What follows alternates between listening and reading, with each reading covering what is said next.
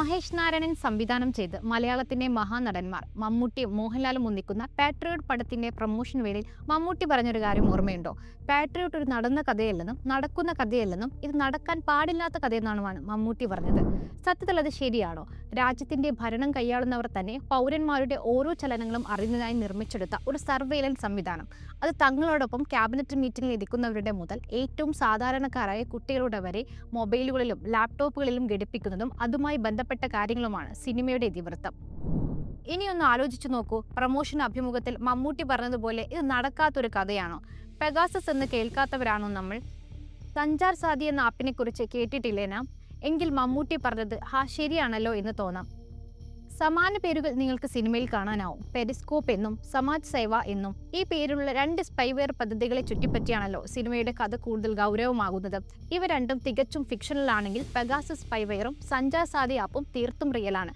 Narendra Modi government തങ്ങളുടെ രാജ്യത്തെ പൗരന്മാരെ അവരുടെ മൊബൈലുകൾ വഴി തന്നെ അവരെ എപ്പോഴും വാച്ച് ചെയ്യാൻ ഉപയോഗിച്ച സ്പൈവെയർ പദ്ധതികൾ. സിനിമയിലുടനീളം ആവർത്തിച്ച് കേൾക്കുന്ന ഒരു വാക്ക് സീറോ ക്ലിക്ക് ആണ്. പെഗാസസ് വെളിപ്പെടുത്തലുകളുടെ സമയത്ത് ഏറെ ചർച്ച ചെയ്യാതെ പദം ലക്ഷ്യമാക്കപ്പെട്ട വ്യക്തി ഒന്നും ചെയ്യാതെ, ഒരു ലിങ്ക് പോലും അമർത്താതെ, ഒരു ഫയൽ ഡൗൺലോഡ് ചെയ്യാതെയും അയാളുടെ സ്വകാര്യതകളിലേക്ക് ഭരണകൂടം ഇരിച്ചു കയറുമെന്ന ആശയം. അന്തരിച്ച മനുഷ്യാവകാശ പ്രവർത്തകനും ഡൽഹി യൂണിവേഴ്സിറ്റി അധ്യാപകനുമായ സയ്യിദ് അബ്ദുറഹ്മാൻ ഗീലാനിയുടെ കുടുംബം മക്തൂബിനോട് പറഞ്ഞൊരു കാര്യമുണ്ട്. അദ്ദേഹം തുറന്നുപോലും നോക്കാത്ത അദ്ദേഹത്തിന്റെ ഫോണിൽ വന്ന ഒരു മെസ്സേജാണ് ആ ഫോൺ പെഗാസസ് വഴി ടാപ്പ് ചെയ്യപ്പെടാൻ കാരണമായത്. സുപ്രീം കോടതി ജഡ്ജിമാർ മുതൽ രാജ്യത്തിന്റെ പ്രതിപക്ഷ നേതാവ് രാഹുൽ ഗാന്ധി വരെ വലുതെന്നോ ചെറുതെന്നോ ഇല്ലാത്ത നൂറുകണക്കിന് പേരാണ് പെഗാസസ് വഴി മോദി ഭരണകൂടത്തിന്റെ സർവീലൻസ് ടാർഗറ്റ് ലിസ്റ്റിൽ ഉണ്ടായിരുന്നത്.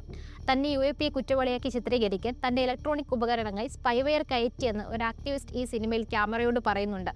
അതും മമ്മൂട്ടി പറഞ്ഞതുപോലെ നടക്കാത്ത കഥയല്ല. ഭീമ കൊറേഗാവ് കേസിലും എൽഗാർ പരിഷത്ത് കേസിലുമുള്ള പ്രതികളെ അറസ്റ്റ് ചെയ്തപ്പോൾ അവരുടെ ലാപ്ടോപ്പുകളും ഫോണുകളുമാണ് പ്രധാന തെളിവുകൾ എന്ന് പറഞ്ഞ് പിടിച്ചെടുത്തിരുന്നു. രാജ്യത്തെ തന്നെ ഏറ്റവും പ്രമുഖരായ മനുഷ്യാവകാശ പ്രവർത്തകരാണ് ആ കേസിൽ അറസ്റ്റ് ചെയ്യപ്പെട്ടത്. എന്നാൽ തുടർന്ന് നടന്ന നിയമ പോരാട്ടത്തിൽ ആ ലാപ്ടോപ്പുകൾ സ്പൈവെയർ വഴി ഹാക്ക് ചെയ്യപ്പെട്ടതാണെന്നും അങ്ങനെ തെളിവുകൾ കയറ്റിയതാണെന്നും ലോക പ്രശസ്തമായ ലാബുകൾ കണ്ടുപിടിച്ചു. മലയാളിയായ സാമൂഹ്യ പ്രവർത്തകൻ റോണ വിൽസന്റെ ലാപ്ടോപ്പ് അടക്കം. നിങ്ങളുടെ എല്ലാ മൊബൈൽ ഫോണുകളിലും നിർബന്ധമായും സഞ്ചാർ സാധി എന്ന ആപ്പ് ഡൗൺലോഡ് ചെയ്യണമെന്ന മോദി സർക്കാരിന്റെ ഉത്തരവ് ലീക്കായത് കഴിഞ്ഞ മാസങ്ങളിലാണ്. വൻ പ്രതിഷേധത്തെ തുടർന്ന് അത് പിൻവലിക്കേണ്ടി വന്നു ഭരണകൂടത്തിന്.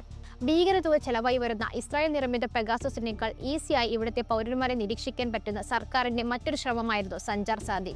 നടന്മാരും സംവിധായകനും സമ്മതിച്ചില്ലെങ്കിലും ഇന്ത്യ എന്ന സർവൈലൻസ് സ്റ്റേറ്റിനെ വിമർശിക്കുന്ന ചലച്ചിത്രമാണ് പാട്രിയോട്ട്. അതും മാസ് പ്രൊപ്പഗാൻഡ പടങ്ങൾ, ഗവൺമെന്റ് PR പീസുകളും വിദേശ പ്രചാരണങ്ങളുമായി മാറുന്ന ഈ കാലത്തുള്ള ഒരു ധീരശ്രമം.